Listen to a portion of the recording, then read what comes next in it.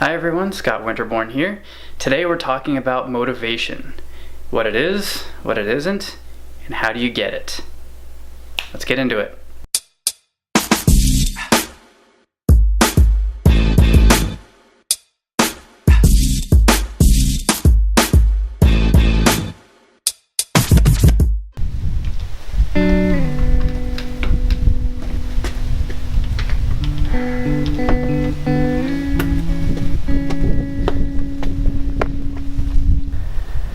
So the first point I want to talk about is just the way we think about motivation in general. A lot of us, including myself for many years, would think I need motivation in order to do something. So I needed to feel that motivation first to get me up in order to work on some kind of project. But really, in the last few years, I've learned that it's actually the other way around. So what I mean by that is we should do work, or it takes work and making progress on something to then gain the motivation. Now I'll give you a few examples. So recently I was working on a video project, and I'm pretty new to video creation, so when I was shooting a lot of the footage, I didn't have the correct settings, or the audio was just not very good. When I got home and loaded it all into the computer, I realized that there really wasn't nearly as much footage to work with as I wanted, and so I was really not very excited about the project at all. And it took me a while to start working on it, but once I actually forced myself to sit down and start working on it, I actually had more ideas start to flow. I started getting excited about it. I started seeing the potential in it, and I ended up just cranking it out in several hours, well into the late at night, and because I was actually excited about it, and I actually started getting really motivated for it. So that's what I mean by it's the opposite of what a lot of people think needing motivation to start something. Really, you need to start something and make progress to get that motivation. I'll give you some more examples here. Let's take New Year's resolutions, for example. One of the more common New Year's resolutions for people is they want to, say, lose weight or get back into shape in the new year. And when you're making those resolutions at the end of this year, the beginning of the next year, it's new and exciting. You start thinking about the possibilities of next year, and you get excited about it, and that gives you the motivation to start on it. But motivation like that doesn't last for very long. The newness of something, of a project or a new pursuit that you're taking on, doesn't last very long. It fades away. So when that newness fades away, you're left with no motivation, and that's a big reason a lot of people don't really follow through on their New Year's resolutions.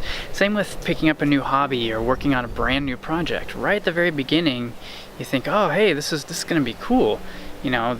This has a lot of possibilities.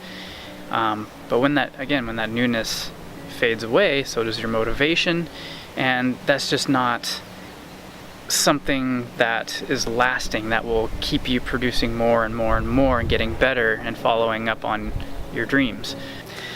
So now if you think about it the other way around, if you think about it like you need to do something, take steps, start a project, and make progress in order to gain your motivation, and that's something that will actually last a lot longer. I gave the example of working on that video project. Once I got started on it, I actually started getting excited about it again. Same thing with, say, exercising. A lot of times I just do not feel like going to the gym and working out, but if I force myself to go and I get changed and get into the gym and do my warm-up and start lifting weights or whatever it is I'm going to do, then I start actually feeling like being there, and I feel much better afterwards. Then the trick is to then commit that feeling to memory.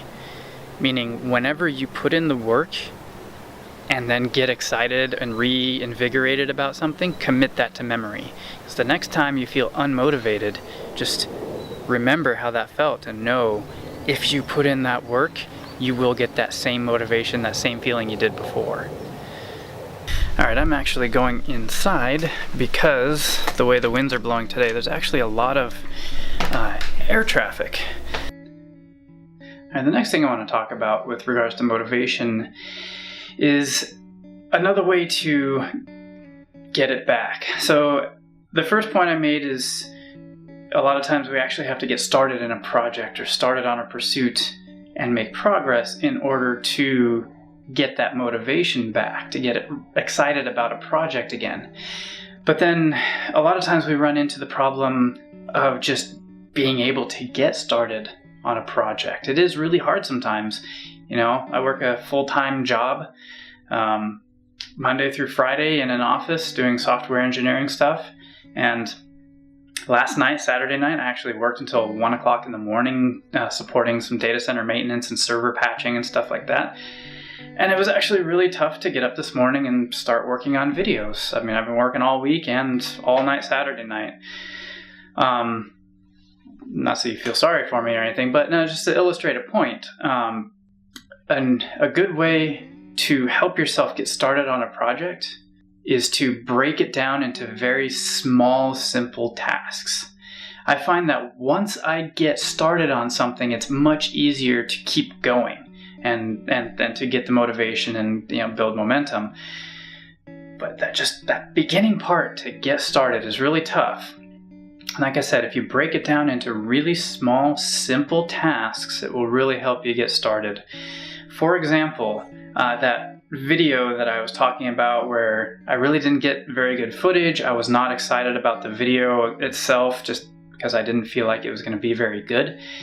What I did to help myself get started on that one was to first find the video clips that I thought would actually work in the final video and just move those into a separate folder. Now I had just a folder with the clips that I was going to use and didn't have to sift through the rest of it. The next thing I did was just open up Premiere Pro and click New Project and name the project and save it. So now I've got a folder with the footage I needed, and I have a project created in Premiere Pro. From that point I thought, okay, well, Premiere Pro is already open with the project saved. I might as well just drag the video clips into my project and import them. It's already in front of me, it's already open. Okay, that all imported. So now I'm thinking, okay, well, I've got the footage in my project. I might as well at least drag one of the clips onto the timeline to create my sequence. Then I at least have a sequence. Did that? Okay, sequence created. Save it. So now I've got a project created with footage imported already, and I have a sequence created. And then I started just dragging individual clips onto the timeline, scrubbing through it a little bit. Then I started cutting them down. And then once I started cutting them down, I started finding little bits here and there that were actually not bad. And I found one, oh, this would actually be really good for my talking intro. So I move it to the front. Then I'd find another one, so actually this is a really good transition. And then I'd find another one, actually this might make some B-roll. Maybe I'll just speed it up and do a little time lapse of this, and that might make a little B-roll transition. And just by breaking it down into those really small steps, it made it so it wasn't such a daunting task to do all the editing for this video. It's just, okay, create a Premiere Pro project and save it. Okay, drag some footage in there and import it. Okay, you know, if that's where I wanted to stop for now, I could. But I already have it open, and I've already got the project created. Might as well do one more step. And I might as well do one more step. And might as well do one more step. And before I knew it, I spent the next several hours just editing, and I finished the whole thing. And because I was able to get started and see some progress, that gave me the motivation to just finish the whole thing, and it actually came out better than I thought it would. Now, the last thing I want to talk about is very important. Being able to take a step back and take a break. It is really important that we actually take care of ourselves. A lot of us get caught up in the grind and the hustle to get things done. We feel like we always have to be working, always have to be grinding, always have to be hustling to get stuff done and to get ahead, but we end up burning out. And then, you start running into anxiety issues and depressions and all kinds of other health problems, including, physical problems. We may be, not exercising enough, not getting outdoors to get enough sunlight, all kinds of things, as well as just losing your motivation and your focus on the work that you need to do. I know that, working all day, every day, towards the end of the week, I find it really hard to focus and concentrate. I use my left brain all day, every day for software engineering, and your brain is a muscle, and your brain does consume energy, and it does get tired. And so by taking a break, going for a walk, if you use your left brain all day, try taking a break and using your right brain. Like I've been doing some sketching practice and working on videos and things, so very different than working on software engineering. Also, sometimes I will just completely step away from my computer, from social media, to turn everything off. And like I said, I sometimes go out for long walks. I get to the gym and get some exercise. If you find yourself getting burnt out and lacking motivation, take a step back, take a little bit of a break, do something completely different than what it was you were working on, including doing nothing, and then come back to it. And I think you will find that it's much easier to concentrate, and it's much easier to take those first few steps to make progress and to regain that motivation. Alright, that is it for this video. If you liked it, please hit that like button. It does make a difference. Please subscribe to the channel if you're not already. I have a lot more videos that I am working on currently and will be coming out in the next couple weeks. Until then, have a great day, and I will see you in the next video. Of course, there's an airline flying above.